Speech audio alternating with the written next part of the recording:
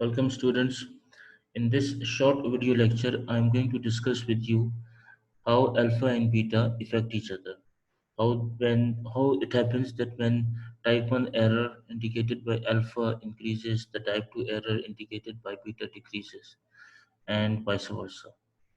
So it's a little simulation to show this idea, to show this concept, but technically it's a big problem for a data analyst, for a statistician, that what values in alpha and beta are going to satisfy his or her hypothesis testing scenario, which we will see later on. But over here, we are just going to see with a little simulation, we are just going to understand with a little simulation that how these alpha and beta, that is type 1 errors and type 2 errors, are related to each other. We have two cases. The first case is consider specific alternate hypothesis mu A is equals to 1 in a hypothesis test for a population mean mu naught with null hypothesis mu naught equals to 0. That is, alternate hypothesis mu A is greater than 0 or basically greater than mu naught. This is the first case. In the second case, we consider a specific alternate hypothesis mu A equals to minus 1 in a hypothesis test for a population mean mu naught with null hypothesis mu naught equals to 0. That is, alternate hypothesis is basically less than 0 or less than mu naught. Now, firstly, we should know that how we graphically show these hypotheses. Now, basically, we know this thing that these hypothesis belongs to a population. One population is of null hypothesis, and the other population is of alternate hypothesis. And earlier in our lectures, we learned this thing that populations are always shown by their sampling distributions. Like, for example, the sampling distributions of the mean. And by central limit theorem, we know that the sampling distribution of means are shown by normal distributions. This is already proven. So this means that in order to graph these hypotheses, we can graph them using the sampling distributions of means which are normally distributed. And that's what we have done over here. So as we can see, we have two basically graphs. One is red colored and the other one is the blue colored. The red colored normally distributed graph is for the null hypothesis, and it is the population of null hypothesis, or you can say that it is the sampling distribution of means for H naught.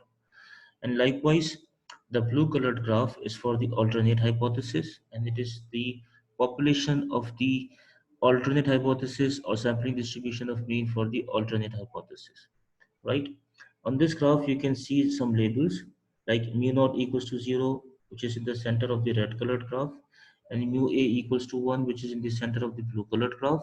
These are the population means. And then we have a vertical green colored marker. This we will be using for our significance level. Now on this right hand of this green colored marker and on the red graph, we have a label named as alpha. And on the left hand of this green colored marker, on the blue colored graph, that is on the alternate hypothesis graph, we have a label named as beta.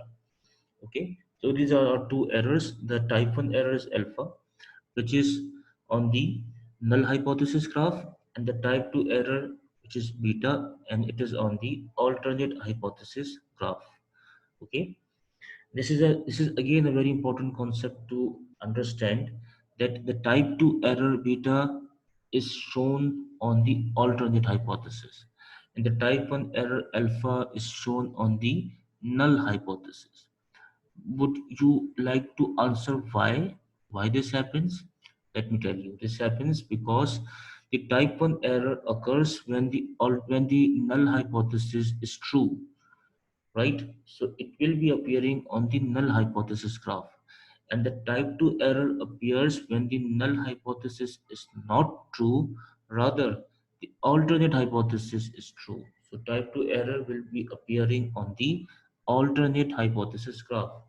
Remember, the type 1 errors and type 2 errors are error values. Alpha and beta are error values. So the error values will be shown on their respective graphs where they are occurring.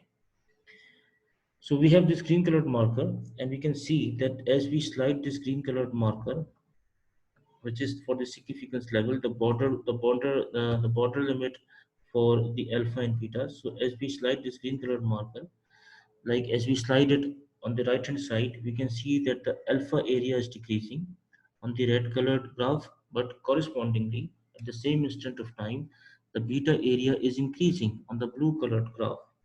Likewise, if we slide this green colored marker on the left hand side, then the alpha area is increasing on the red colored graph, but the beta area is decreasing on the blue colored graph, which basically shows what? The increase in area shows increase in probability, right? The decrease in area shows decrease in probability. So as the area increases, the probability increases, and as the area decreases, the probability decreases.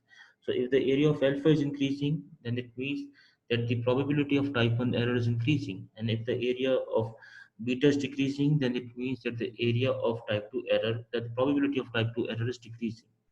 So this shows that if I increase alpha, the beta decreases. And if I decrease alpha, the beta increases, right? So that's why we say that alpha and beta are related in such a way that if one increases, the other decreases. This was the graph when mu a was greater than zero. The same thing can be seen for the second case when mu a was less than zero. Now over here we have a blue colored graph on the left hand side and a red colored graph for the null hypothesis on the right hand side. And again, this is our green color marker, which is for the significance levels. And over here again, we can see that if I slide this green colored marker on the right hand side, for example, then the area of alpha on the red colored graph is increasing and the area of beta on the blue colored graph is decreasing, and vice versa.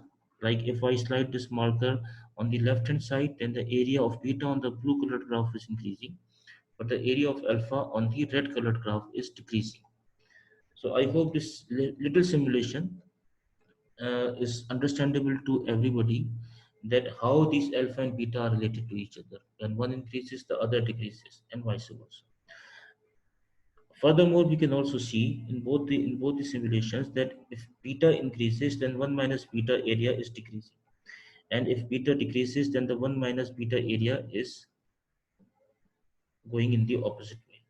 So again, you can see that if I decrease the area of beta, then definitely the 1 minus beta area will increase, and that's for sure. It should happen because they are mutually exclusive events. They should go in this way, right? And in the opposite graph, in the second case, sorry, as well, we can see that if the beta area is increasing, then 1 minus beta area is decreasing, right? Remember, they are mutually exclusive cases.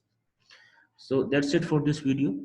I hope now the relationships between alpha and beta particularly are understandable to everybody.